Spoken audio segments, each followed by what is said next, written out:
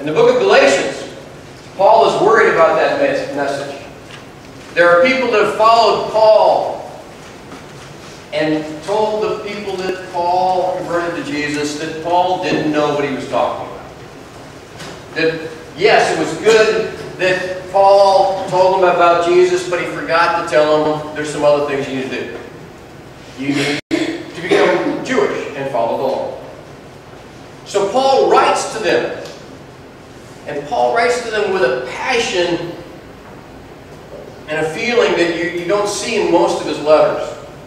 Matter of fact, at one point at the end of the text that we may not get all the way to today, but he says, I wish I could change my tone. I'm perplexed about you. He says, I'm in pain for you, like a mother giving birth to a child. Most women go, yeah, Paul knows that. Okay, well, probably not, but it's a good analogy, okay? It's a good analogy. He says, I am in pain about this thing. I'm really concerned that what you're being taught is leading you away from Jesus. And he took their argument, little by little. First argument was that Paul made the message up himself. He said, no, Jesus gave me this message. I got it directly from Jesus. And then they said, well, he wasn't really in line with the other leaders of the church. And he said, oh no, I had a council with those guys. They didn't add anything to my message. Okay, so now we are in Galatians. Turn your text with me over to Galatians chapter 4. In Galatians chapter 4, he's going to say, we're actually going to be in Galatians chapter 3. Okay. All right. We talked about the slave thing. Now we're going to talk about, okay, verse 8. Verse 8. We talked about the Abba Father thing last week. In verse 8 of chapter 4, it says, formerly, when you did not know God, you were slaves to those who by nature are not gods. Now, this text is going to challenge all of us this morning.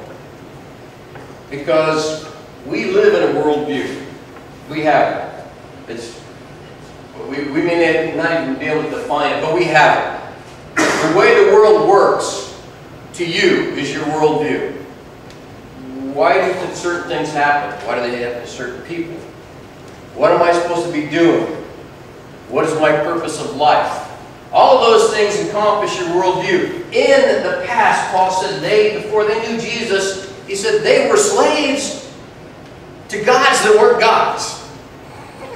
Okay? And maybe you have an idea of some Greek mythology. Maybe that's what we're talking about. Because this is an area of Asia Minor where they have Greek gods. We're talking Zeus and Hermes, and we're talking about all of those gods that you read about when you were a kid. He said, you were slaves to them. And they weren't even gods. And then he said, but now that you know God, or rather, are known by God, how is it that you are turning back to those weak and miserable principles? Do you wish to be enslaved by them all over again? Oh, wait a minute. These people from the circumcision group are not telling them to go back to worship Greek gods. Are they? No, they're telling them to worship the God that they heard about in what we call the Old Testament. Right? To follow the law that God gave Moses in the Old Testament. Paul said, no. In doing that, you're going back. You're going back to slavery. You're going back to some weak and miserable principles. There's something that's very encouraging. Yeah. Let me talk about your worldview. Let me add some weak and miserable principles. All right. This is really hard for us to understand. And And we have to acknowledge, first off, this is hard for us to understand because we were raised in Christendom. Weren't we? I mean, ever since we were, little. We have a nation that was supposedly founded on Christendom. Right? So, this is hard for us to understand some of these principles. Now, in your text, does anybody have elemental spirits or elemental? Somebody have building blocks in your translations? Beggarly elemental spirits. Beggarly elemental spirits. Okay. You're going to find this in Paul's writings. Paul talks about these elemental spirits or principalities and powers. And he's referring to the worldview that they were raised in. Now, here is the basic principle, and I know this is hard for you to understand, but it's very important for your study of Galatians. We're talking about appeasement. Appeasement. Have you ever appeased somebody? Have you? No? I know. That's a big word, appeasement. Okay. Okay. Appeasement means you are trying to keep them happy and keep them off your back. Amen. Right? Some of you remember your days in school when you appeased your teachers. Amen. You did. You did your homework so they wouldn't be in your face.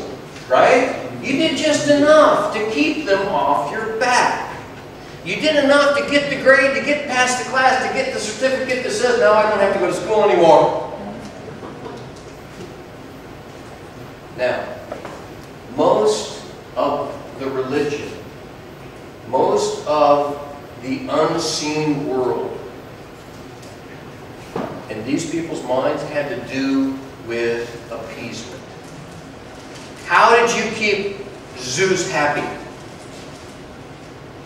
First off, was it important to keep the guy with the lightning bolts happy? Right. So what did you do? Well, you kept a festival. You kept certain dates. You did certain sacrifices. You did certain things in order to appease this God. Now, what if you believe that there were some gods that had something to do with whether you could have children or not? Or whether your children could have children or not? Or whether your farm animals could have offspring? Or whether your crops were going to grow? And if they had some control over that, what did you have to do? You had to appease them. You had to do something to keep them happy and keep them off your back so your crops would grow, so your goats would have little baby goats, so your cows would have little baby cows, so that you could have children and you could have grandchildren, and so you appeased them. This is basic animism. This is real, fundamental, elemental spirituality. This is what most people define as spirituality. You keep the unseen world off your back. How do you do it? However they want you to do it. If they want to have 2 festivals a year, you give them 2 festivals a year. If they want to have a festival every middle of the month, the Ides, then you have a little celebration, a little Ides festival every middle of the month. Okay? This is basic animism. This is basic God relating to humans. And I say, well, I don't think that way. Yeah, you're right. I hope you don't think that way. Right? Explore that a little bit later. But this is the way they thought. This is the way they were raised. This is what Paul says you're going back to.